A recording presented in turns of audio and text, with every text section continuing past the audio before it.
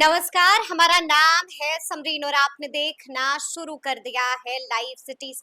देखिए, एक बार फिर से बिहार के शिक्षक काफी परेशान हो गए, तो ऐसे में अब बड़ा सवाल उठ रहा है कि आखिर हमारे शिक्षक एक बार फिर से क्यों परेशान हो गए हैं। लेकिन इस वक्त की ब्रेकिंग खबर ये है कि अब से कुछ देर पहले बिहार माध्यमिक शिक्षक संघ ने भी हाई लेवल मीटिंग बुला ली थी और अब से कुछ देर पहले ये बैठक भी संपन्न हो चुकी है। तो ऐसे में अब सब जानना चाह रहे हैं कि आखिर इस बैठक में तय क्या कुछ हुआ है। तो सब कुछ हम आपको तफसील के साथ इस वीडियो में बताएंगे। तो एक बार फिर से इस मुद्दे पर सीधी बातचीत करने के लिए हमारे साथ बिहार माध्यमिक शिक्षक संघ के महासचिव शत्रुघ्न प्रसाद जी हैं।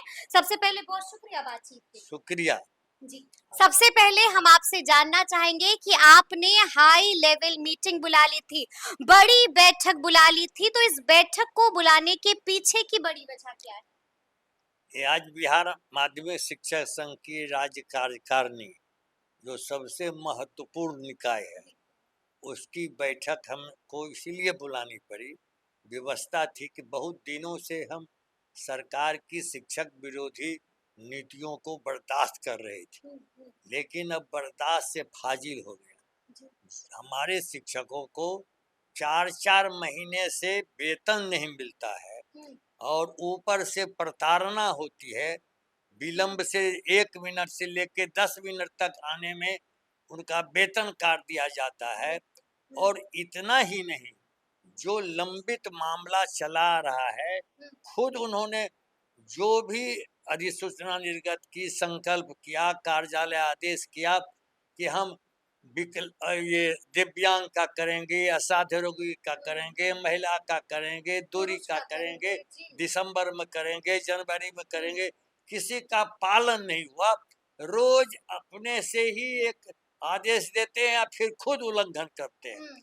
इससे अब सरकार के इस रवैये से लाखों शिक्षकों में असंतोष हो गया है। शिक्षकों में असंतोष है। असंतोष ऐसा व्यापक है जो लगता है कि कल से ही वे सड़क पर उतर जाएंगे। कल से ही ऐसा लगता है कि शिक्षक सड़क पर उतर इतना जाएंगे। गुस्सा आज कार्यकारिणी के हमारे माननीय सदस्य थे। अंदाज कर लीजिए, 16 साल 17 साल से जो कार्यरत है नियोजित शिक्षक, सभी सेवाओं में प्रोन्नति होती है। आईएएस आईपीएस में प्रोन्नति होती है, शिक्षकों में भी प्राथमिक की प्रोन्नति होती है। अब माध्यमिक को छोड़ दिया इन्होंने, प्रोन्नति नहीं। और पहले से जो वेतन वृद्धि, प्रत्येक वेतन वृद्धि का अर्थ है वार्षिक वेतन वृद्धि। वार्षिक वेतन वृद्धि दे दिया 1 साल, और फिर 3 साल गैप कर दिया, फिर 3 साल के बाद दिया। इससे वेतन विसंगति लगातार हमारे शिक्षक बर्दाश्त करते जा रहे हैं। इतना ही नहीं, अब जो महंगाई भत्ता है, राजकर्मी आपने घोषित कर दिया, बिहार अध्यापक को कर दिया, लोकसेवा आयोग वाला अध्यापक को, जो नियोजित सक्षमता उत्तीर्ण हुए विशिष्ट शिक्षक को कर दिया। राजकर्मी का न तो वेतनमान आप दे रहे हैं, न महंगाई भत्ता दे रहे हैं, न आवास भत्ता दे रहे। वही पुराना जो उनका रवैया है, जो नियत महंगाई भत्ता, नियत आवासीय भत्ता, जो सुविधा है प्रत्येक राजकर्मी के लिए बिहार सरकार का बिहार सेवा संहिता है, उसके मुताबिक उनको देना चाहिए। आज तक उन्होंने लीव रूल बनाया ही नहीं। जब मन हुआ तो कहता है प्रधानाध्यापक 1 दिन का आकस्मिक अवकाश मंजूर करेंगे, अब बाकी के लिए आप जिला में जाइए। अब जो हमारी बेटियां जो प्रसूति गृह से आती है, जो मातृकावकाश में जाती है, वो अब सोचिए उस कस से दौड़े इधर से उधर, दरवाजे दरवाजे, तब सबों का वहाँ पदाधिकारी बैठा हुआ है और प्रधानाध्यापक सभी शिक्षक शिक्षिकाओं के आकस्मिक अवकाश स्वीकृत करते रहे हैं। आज से नहीं, सैकड़ों वर्षों से, 50 साल से तो मैं यहाँ की सेवा कर रहा हूँ। इन्होंने लीव रूल 72 के बाद कोई लीव रूल बना ही नहीं। 72 के बाद लीव रूल बना ही नहीं। हाँ, मनमाने ढंग से जब मन हुआ तो कुछ एक नोटिस निकाल दिया, कार्यालय निकाल दिया। कोई भी तौर तरीका कानूनी ये नहीं मान रहे हैं। और इतना ही नहीं, अभी देखिए हमारी राज्य कार्यकारिणी में 500 किलोमीटर दूरी यानी रोहतास के शिक्षक किशनगंज में जी 500 किलोमीटर, हम्म, और रोहतास के शिक्षक जमुई में है, जमुई के अशोक राय जी बैठे हुए हैं। गोपालगंज के शिक्षक किशनगंज में, अब किशनगंज के शिक्षक गोपालगंज। जी मेरे घर की दो दो बेटियां हैं किशनगंज। अब सोचिए उसकी गोद में बच्चियां हैं, वो कैसे रह रही है, कोई संवेदना है ही नहीं सरकार। इसीलिए हमने मांग की है कि चाहे पुरुष शिक्षक अधिक दूरी पर हो, चाहे महिला हो, जिन्होंने आवेदन दिया है ऐच्छिक तबादला के लिए, उनका आप कीजिए। आप उनके साथ इस तरह से भेदभाव नहीं कीजिए, प्रताड़ित नहीं कीजिए। अब बर्दाश्त के फाजिल बात हो रही है, बर्दाश्त के बाहर जा रहा है। लेकिन हम आपसे ये भी जानना चाहेंगे कि बैठक तो संपन्न हो चुकी है, तय क्या हुआ है इसमें? तय हुआ है कि राज्यव्यापी संघर्ष करेंगे। शिक्षक जो परेशान हैं, अपमानित हैं, प्रताड़ित हैं, उनके सम्मान को फिर से लौटाने के लिए और सरकार को सही रास्ते पर, कानूनी रास्ते पर, शिक्षकों का जो पद है, सम्मान का पद है, वह सम्मान उनको वापस देना ही होगा। अन्यथा हम लगातार संघर्ष करेंगे, लगातार जितने दिनों तक विधानमंडल का सत्र चलेगा, लगातार हम करेंगे। यानी कि सड़कों पर भी हाँ, सड़कों पर हम जिला जिला में करेंगे, प्रखंड में करेंगे, प्रमंडल में करेंगे, राज्य में करेंगे। और जो भी हमारे प्राथमिक शिक्षक हैं, अन्य शिक्षकों से हम अपील करेंगे कि आप एक साथ संगठित होकर के आप जंगे मैदान में आइए, और एक दिन से 2 दिन में हम इस सरकार से फरिया ले सकते हैं। लेकिन शर्त हमारी है कि आप एकताबद्ध संघर्ष पर उतरिए, और एकताबद्ध संघर्ष से ही आपकी इज्जत लौटेगी, आपकी परेशानी दूर होगी और आपकी जीत होगी। और हम लड़े हैं, सब दिन जीते हैं जी। इसलिए सरकार से हमारा अनुरोध है कि हम सड़क पर जाने के पहले आपसे बार बार लिखित अनुरोध कर रहे हैं। तो लिख कर किसी को दिया है? लिख करके ये देखिए, माननीय मुख्यमंत्री को हमने लिखित भेजा है, माननीय शिक्षा मंत्री को भेजा है, अपर मुख्य सचिव जो शिक्षा विभाग के होते हैं, निदेशक माध्यमिक शिक्षा को भेजा है, और प्रेस में भी हमने बयान दिया है कि सरकार अतिशीघ्र हम लोगों से प्रतिनिधि मंडल के साथ वार्ता करे। यदि वार्ता करेंगे तो निश्चित तौर पर आपस में बैठ कर के ही समस्या का समाधान होता है।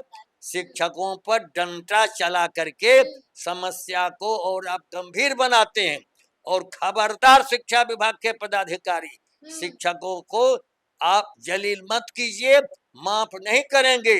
शिक्षकों का गुस्सा बहुत ही आपके लिए एक ऐसा उपाय होगा कि आपके होश ठिकाने हो जाएंगे, होश ठिकाने हो जाएंगे, ठिकाने कर देंगे। आप भी काफी गुस्से में नजर आ रहे इतना गुस्सा है शिक्षकों में। आज राज्य कार्यकारिणी की बैठक में काफी तकलीफ, काफी दुख के साथ लोग बोल रहे थे, और इसीलिए हमें परेशान किया जा रहा है, हमें प्रताड़ित किया जा और रहा है, खास करके महिलाओं के साथ।